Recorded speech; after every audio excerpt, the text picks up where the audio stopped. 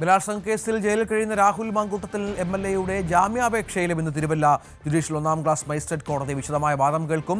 കെട്ടിച്ചമച്ച കേസാണെന്നും പരസ്പരമുള്ള സമ്മതപ്രകാരമാണ് ലൈംഗിക ബന്ധത്തിൽ ഏർപ്പെട്ടതെന്നും അതിനാൽ ബലാത്സംഗ കുറ്റം നിലനിൽക്കില്ലെന്നുമാണ് രാഹുലിന്റെ വാദമായി മുന്നോട്ട് വരുന്നത്. BB അരുൺ ഏറ്റവും പുതിയ വിവരങ്ങളുമായി ചേരും. അരുണ്, കഴിഞ്ഞ ദിവസം ഫെനി നൈനാൻ പുറത്തുവിട്ട ചില ചാറ്റുകൾ, അതിന് തലയും വാലുമില്ല എന്നാണ് ഇപ്പോൾ ഈ പെൺകുട്ടി വിശദീകരിക്കുന്നത്.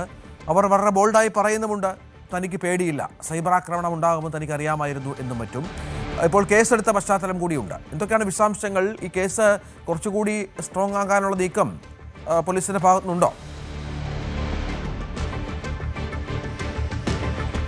തീർച്ചയായിട്ടും രാഹുൽ മാങ്കൂട്ടത്തിനെതിരെയുള്ള അതിജീവിതമാർക്കെതിരെ എപ്പോഴും ഇങ്ങനെ പരാതി വരുമ്പോൾ സ്വാഭാവികമായും സൈബർ ആക്രമണങ്ങൾ പതിവാണ്. ഇപ്പോൾ രാഹുലിൻ്റെ ഏറ്റവും അടുത്ത അനുയായിയായ ഈ പലപ്പോഴും പെൺകുട്ടികൾ രാഹുലിനെ കാണാൻ പോകുമ്പോഴൊക്കെ ഒപ്പമുണ്ട് എന്ന് അവർ തന്നെ ഈ 3 അതിജീവിതമാരും ഈ പരാതികളിൽ ഫെനി നൈനാൻ എന്ന പേര് പരാമർശിച്ചിട്ടുണ്ട്. അതിൽ 3-ാമത്തെ അതിജീവിതയും ഫെനി നൈനാൻ്റെ പേര് തന്നെയാണ് പറഞ്ഞത്. ആ ഫെനി നൈനാൻ ഇന്നലെ അതിജീവിതയുടെ ഐഡൻറ്റിറ്റി കൂടി വെളിപ്പെടുത്താവുന്ന തരത്തിൽ അവരുടെ ഒരു വാട്സാപ്പ് ചാറ്റിൻ്റെ സ്ക്രീൻഷോട്ട് അടക്കം പുറത്തു വച്ചാണ് ആരോപണങ്ങളെയൊക്കെ തള്ളിക്കളയുകയും വെല്ലുവിളിക്കുകയും ചെയ്തത്. അതിനെതിരെയാണ് ഇപ്പോൾ അതിജീവിത.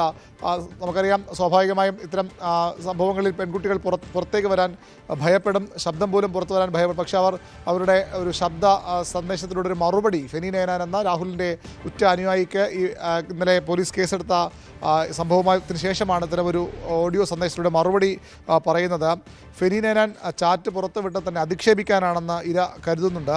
ഇനിയും പരാതിക്കാർ വരുന്നത് തടയാനാണ് വ്യക്തിഹത്യ ചെയ്യുന്നത്. അതായത് ആദ്യം പരാതി വരെ പെൺകുട്ടിയുടെ ഐഡൻറ്റിറ്റി, അവരുടെ എല്ലാ പശ്ചാത്തലവും, കുടുംബ പശ്ചാത്തലം അടക്കം പുറത്തുവിട്ടുകൊണ്ടായിരുന്നു രാഹുൽ ബ്രിഗേഡും രാഹുലിൻ്റെ സൈബർ ടീമും ഒക്കെ അവരെ അവമാനിക്കാൻ ശ്രമിച്ചത്. അതിനുശേഷം അടുത്ത പരാതി വരുന്നു, അവരുടെ ഐഡൻറ്റിറ്റി പുറത്തുവിടാൻ ശ്രമങ്ങളുണ്ടായി. പക്ഷേ അത് ആ രീതിയിൽ പുറത്ത് വന്നിട്ടില്ല എന്നുള്ളതാണ് ആശ്വാസകരം. ഏതായാലും ഈ പെൺകുട്ടിയെ ആ രീതിയിൽ അപമാനിക്കാൻ രാഹുൽ മാങ്കൂട്ടത്തിൽ ശ്രമിച്ചു എന്ന് തന്നെ അവർ വിശ്വസിക്കുന്നു. ഇനിയും പരാതിക്കാർ വരുന്നത് തടയാനാണ് വ്യക്തിഹത്യ ചെയ്യുന്നത്. വാലും തലയുമില്ലാത്ത ചാറ്റുകളാണിത്. അതിൻ്റെ ഒരു ചെറിയ ഭാഗങ്ങൾ മാത്രമാണ് പുറത്തു വന്നത്. നടന്ന സംഭാഷണത്തിലെ കുറച്ച് ഭാഗം മാത്രമാണ് പുറത്തു വന്നതെന്ന് അവർ പറയുന്നു. 2024 ജൂലൈയിലാണ് ഫെനി നൈനാനെ പരിചയപ്പെട്ടത്. 2025 നവംബർ വരെ ഫെനിയുമായി അടുത്ത സൗഹൃദമുണ്ടായിരുന്നു. 2024 മെയ് മാസത്തിൽ ഈ രാഹുലുമായുള്ള ബന്ധത്തിന് ശേഷം മിസ്കാരേജ് സംഭവിക്കുന്നുണ്ട്. അത് രാഹുൽ അങ്ങേയറ്റം സ്ട്രെസ്സും ട്രോമയും തന്നതിൻ്റെ ഫലമായിരുന്നു ഈ അബോർഷനായി പോയത് എന്നാണ് ഈ പെൺകുട്ടി പറയുന്നത്. മാനസികമായും ശാരീരികമായും ആകെ തളർച്ച നേരിട്ട സമയമായിരുന്നു. കുഞ്ഞിനെ നഷ്ടപ്പെടുന്നു, ജോലി നഷ്ടപ്പെടുന്നു, ജീവിതത്തിലെ ഏറ്റവും വലിയ പ്രതിസന്ധികളിലൂടെ കടന്നുപോയ സമയമായിരുന്നു ആ 2024 മെയ് മാസവും തുറന്നുള്ള സമയവും. അപ്പോഴാണ് ഫെനി ഇൻസ്റ്റാഗ്രാം വഴി പരിചയപ്പെടുന്നത്. ചൂരൽമല ഫണ്ടിങ്, നമ്മൾ അന്ന് തന്നെ ഈ പെൺകുട്ടിയുടെ മൊഴിയുമായി ബന്ധപ്പെട്ട കാര്യങ്ങൾ റിപ്പോർട്ട് ചെയ്യുമ്പോൾ ചൂരൽമല ഫണ്ടിങ്ങിൻ്റെ കാര്യം പറഞ്ഞിരുന്നു. അതിൽ ഈ പെൺകുട്ടിയെ നിർബന്ധിച്ച് പങ്കെടുപ്പിക്കുകയും ഒക്കെ ചെയ്ത കാര്യം ഈ പെൺകുട്ടി ഓഡിയോ സന്ദേശത്തിലും പറയുന്നുണ്ട്. രാഹുൽ വിജയം പ്രഖ്യാപിക്കും, അതുകൊണ്ട് തന്നെ സമ്മർദ്ദം ചെലുത്തി സമ്മാനം നേടാം. അതായത് ആ മൊഴി പറഞ്ഞ അതേ കാര്യങ്ങൾ പെൺകുട്ടി ഇതിലും ആവർത്തിക്കുന്നു. തൻ്റെ കുഞ്ഞിൻ്റെ അച്ഛൻ എന്ന ബോണ്ട് രാഹുലിനോട് ആ സമയത്തുണ്ടായിരുന്നു. എന്തുകൊണ്ട് ഈ ഇങ്ങനെ ബലാത്സംഗം ചെയ്ത ശേഷം വീണ്ടും ഈ പെൺകുട്ടി രാഹുലിലേക്ക് പോകുന്നു എന്ന ചോദ്യത്തിനുള്ള മറുപടിയായി കൂടിയാണ് അവർ പറയുന്നത്. രാഹുൽ തൻ്റെ കുഞ്ഞിൻ്റെ അച്ഛൻ എന്നൊരു ബോണ്ടിങ് രാഹുലുമായി ആ ഘട്ടങ്ങളിലൊക്കെ ഉണ്ടായിരുന്നു. ആ ട്രോമ കഴിഞ്ഞിരുന്ന തന്നെ ഫെനി മാനിപ്പുലേറ്റ് ചെയ്യുകയായിരുന്നുവെന്ന് യുവതി പരാതിയായി പറയുന്നു. കോടികളുടെ ബാധ്യത രാഹുലിനുണ്ടെന്നൊക്കെ ഫെനി നൈനാൻ പറഞ്ഞു. മാത്രമല്ല, രാഹുൽ പാലക്കാട് മത്സരിക്കുമ്പോൾ ഭക്ഷണം കഴിക്കാൻ പോലും പണമില്ലെന്ന് പറഞ്ഞുകൊണ്ടാണ് ആ പെൺകുട്ടിയെ 10,000 രൂപ വാങ്ങിയെടുത്തത്. ഈ കാര്യങ്ങളിലൊക്കെ രാഹുലിനെതിരെ 2025 ഓഗസ്റ്റ് ആകുമ്പോൾ രാഹുലിനെതിരെ വാർത്തകൾ വന്നു തുടങ്ങി. സ്ത്രീപീഡന കേസുകൾ, ബലാത്സംഗ പരാതികൾ വന്നു തുടങ്ങി. ഒരു വ്യക്തത വേണമെന്നാവശ്യപ്പെട്ടപ്പോൾ പെൺകുട്ടി തന്നെ വിവാഹം കഴിക്കാമെന്ന രാഹുലിൻ്റെ വാക്കിന് അപ്പോഴും വിശ്വസിച്ച പെൺകുട്ടിയാണ് ഇത്തരം കഥകളൊക്കെ കേൾക്കുന്നത്, ആരോപണങ്ങളൊക്കെ കേൾക്കുന്നത്. അതുകൊണ്ട് തന്നെ വ്യക്തത വേണമെന്ന് പറഞ്ഞ് രാഹുലിനെ വിളിക്കുന്നു. രാഹുലിനെ കാണാൻ അടൂരിൽ ചെല്ലാനാണ് അയാൾ ആവശ്യപ്പെട്ടത്.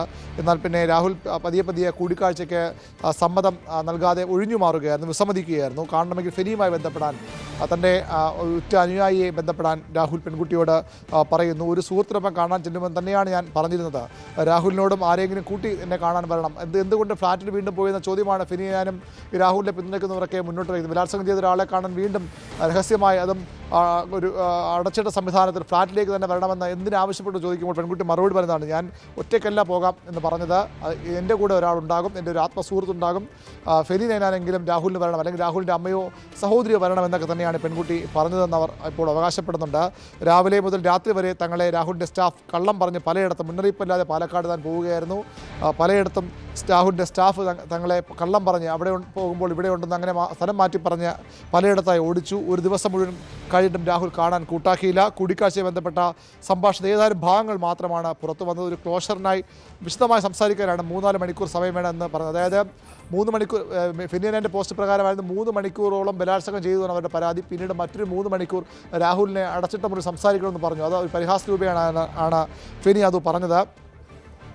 അതിനുള്ള മറുപടിയാണ് ഒരു അടച്ചിട്ട മുറിയിൽ എന്ന് പറഞ്ഞത്. തനിക്ക് വിശദമായി സംസാരിക്കാനാണ്. രാഹുൽ ഈ വിഷയങ്ങളിൽ ഇടപെടാതെ തന്നെ ഒഴിഞ്ഞു മാറിപ്പോവുകയായിരുന്നു. അതുകൊണ്ടാണ് അടച്ചിട്ട മുറിയിൽ 3 മണിക്കൂർ സംസാരിക്കാൻ വേണമെന്ന് ആവശ്യപ്പെട്ടത്. ഫെനിയോട് സ്നേഹത്തോടെ പറയുന്നു, ഞാനിതൊന്നും കണ്ട് പേടിക്കില്ല. അതായത് പെൺകുട്ടിക്ക് വളരെ കൃത്യമാണ് രാഹുലിൻ്റെയും ഫെനി നൈനാൻ്റെയും ഒക്കെ രീതി. ഇരകളെ, അതിജീവിതകളെ ഇങ്ങനെ ഭീഷണിപ്പെടുത്തുക, അവരുടെ ഐഡൻറ്റിറ്റി പുറത്ത് പറയുമെന്ന് ഭീഷണി മുഴക്കുക, അവരുടെ കുടുംബാംഗങ്ങളുടെ കല്യാണം മുടക്കുമെന്ന് പറഞ്ഞ് നേരത്തെ തന്നെ രാഹുൽ അത്തരമൊരു സമീപനം സ്വീകരിച്ചാണ്. ആ രീതിയിലാണ് രാഹുൽ മാങ്കൂട്ടവും ഒപ്പമുള്ളവരും പോകുന്നത്. അതുകൊണ്ട് തന്നെ ഇതൊന്നുകൊണ്ടൊന്നും താൻ ഭയപ്പെടില്ല എന്നൊരു മറുപടി കൂടി പറഞ്ഞുകൊണ്ടാണ് പെൺകുട്ടിയുടെ ശബ്ദ സന്ദേശം അവസാനിക്കുന്നത്.